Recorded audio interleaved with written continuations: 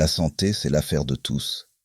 Par Albert, le poilu de Bélabre sur le front, le premier médecin. C'était pas toujours un docteur avec une blouse. C'était souvent le camarade à côté. Celui qui criait « brancardier », celui qui tenait la tête quand tu vomissais de douleur, celui qui te donnait une goutte d'eau avec une gamelle cabossée, celui qui disait « tiens bon, je reste là », et parfois, celui qui restait jusqu'au bout, même quand il n'y avait plus rien à faire. Moi, j'ai vu des hommes mourir, pas parce qu'ils n'avaient aucune chance, mais parce que l'aide arrivait trop tard, parce qu'on n'avait pas le bon geste, parce qu'on était trop loin, parce que l'organisation, elle suivait pas.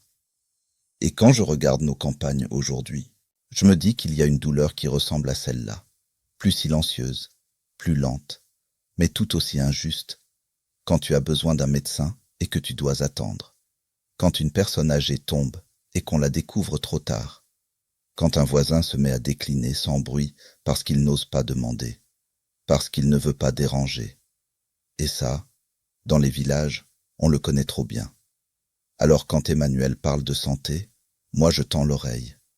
Parce qu'il ne parle pas seulement de faire venir des professionnels, même si oui, il en faut. Il parle d'autre chose, de plus profond. Remettre de l'humain dans la santé. La santé, c'est pas seulement un cabinet médical, c'est une chaîne. Et dans une chaîne, si un maillon casse, tout le monde trinque. Former les habitants aux gestes de premier secours. Ça, c'est pas du gadget, c'est une différence entre un drame et une chance. Entre on n'a rien pu faire et on l'a sauvé. Organiser des visites régulières aux personnes isolées. Pas pour surveiller, pour être là, pour dire « je te vois, tu comptes ». Créer une présence humaine plus forte, une vigilance de village. Comme on avait au front, sans même y penser, tu veilles sur l'autre parce que demain, c'est lui qui veillera sur toi. Et tu sais ce qui me touche le plus, moi, vieux poilu? C'est cette idée simple, ne laisser personne seul. Parce qu'en 14, la solitude, c'était déjà une blessure. Et aujourd'hui, elle tue encore. Elle tue doucement, elle fatigue, elle éteint, mais elle tue. Alors oui, on peut faire mieux. On doit faire mieux. Mais ça ne se fera pas avec des promesses. Ça se fera avec de l'organisation, avec des gestes appris, avec des voisins mobilisés, avec une mairie qui considère que la santé, c'est un combat collectif.